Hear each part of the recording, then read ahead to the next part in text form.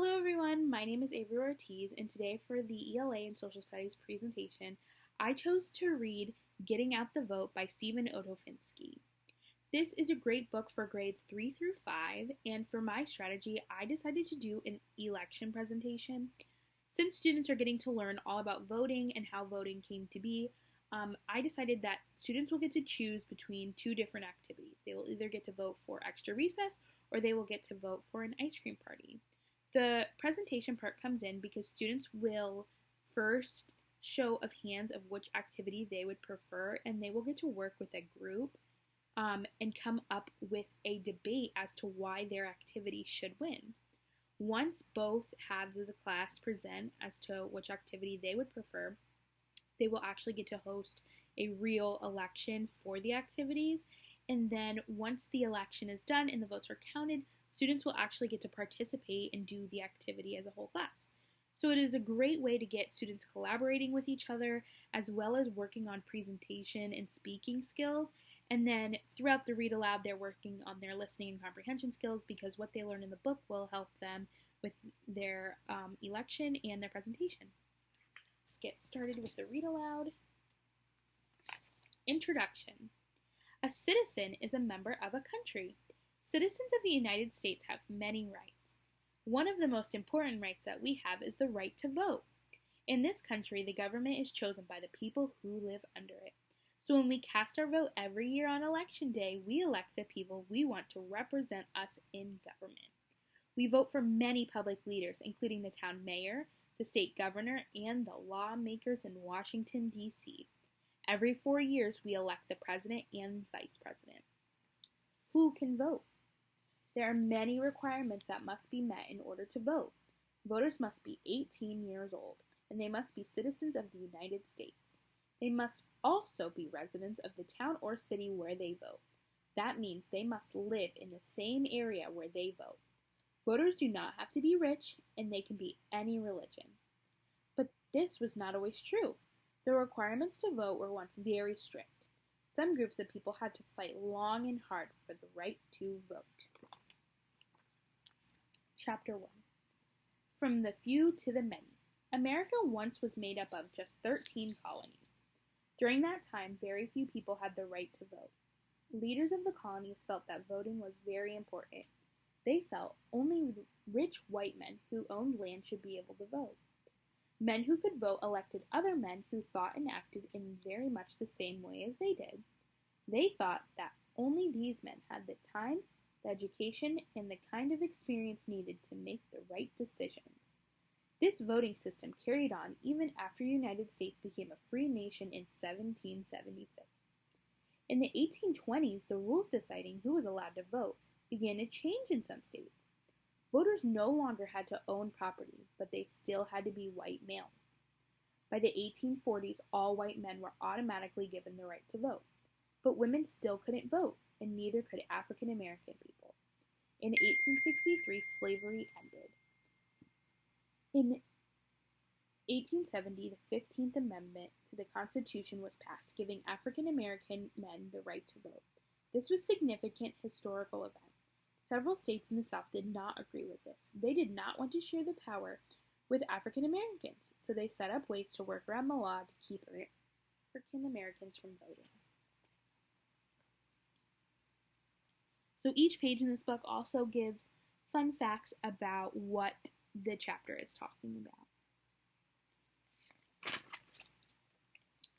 Some southern states passed a poll tax. People had to pay a sum of money before they could vote.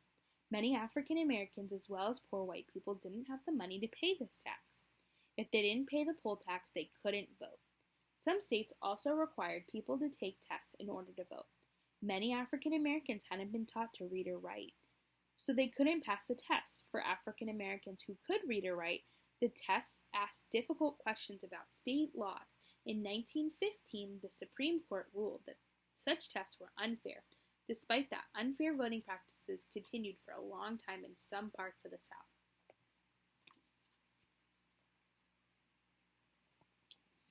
In the 1960s, many people decided to take action. Martin Luther King Jr. was a minister and a leader of groups that worked to improve the lives of African Americans. He and others led protests and marches demanding rights, such as the right to vote. In 1965, Congress passed the Voting Rights Act. The act says nothing can stop people from voting. It also gives the government the right to enforce all voting laws. Women were still denied the right to vote. Most men believed that women could not make decisions about the government. Elizabeth Cady Stanton and Lucretia Mott were suffragists, people who fought to get women the right to vote. In 1848, they led a meeting in Seneca Falls, New York, to discuss ways to change voting laws to include women. The fight took 70 years. The first bill proposing the vote for women was sent to Congress in 1878. The bill did not pass. Every year for more than 40 years, Congress voted no. During World War I, women worked in factories to support the war. When the war ended in 1918, women thought that they should be rewarded with the right to vote. They marched with signs to let Congress know how they felt. Finally, in 1919, Congress voted yes. At long last, women won the right to vote. The election for president in 1920 was the first election in which women could vote. Until 1971, the legal voting age was 21. You could not vote if you were younger than that. This is no longer true. Now 18-year-olds can vote. Why did the age limit change? Many soldiers who fought and died in the Vietnam War were as young as 18. Most people didn't dispute the idea that anyone that was old enough to fight for their country was certainly old enough to vote. Chapter 2. How do we vote? What goes into the process of voting? There are some requirements. First, you must sign up or register to vote in your town or city when you turn 18. When can you register? Some states require that you register 30 days before an election. In other states, you can register up to Election Day. Election Day is the first Tuesday after the first Monday in November. It is a legal holiday in most states. In states where it is not a legal holiday, people can take time off work to vote without loss of pay. In many states, early voting or voting before Election Day is permitted.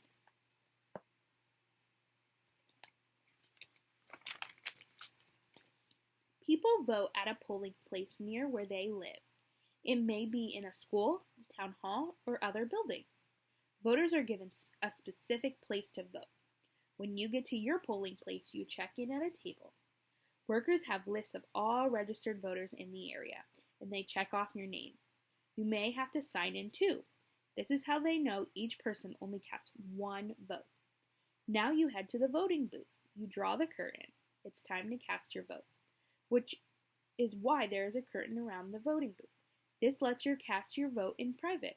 No one else can see your vote. This is a way to be sure that you can vote for what you believe in and are not influenced by anything or anyone around you.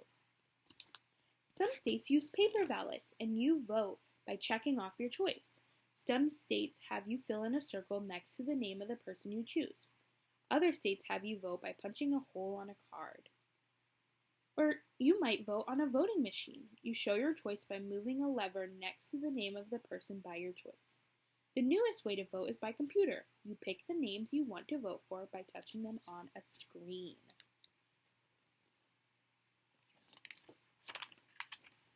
Conclusion.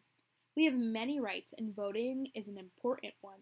Many people in this country fought to have this right, and it was often a struggle. Voting gives people a chance to help decide who represents them and how the government is run. By giving people the right to vote, our country makes sure everyone has a chance to have his or her voice heard. Every citizen should vote in every election.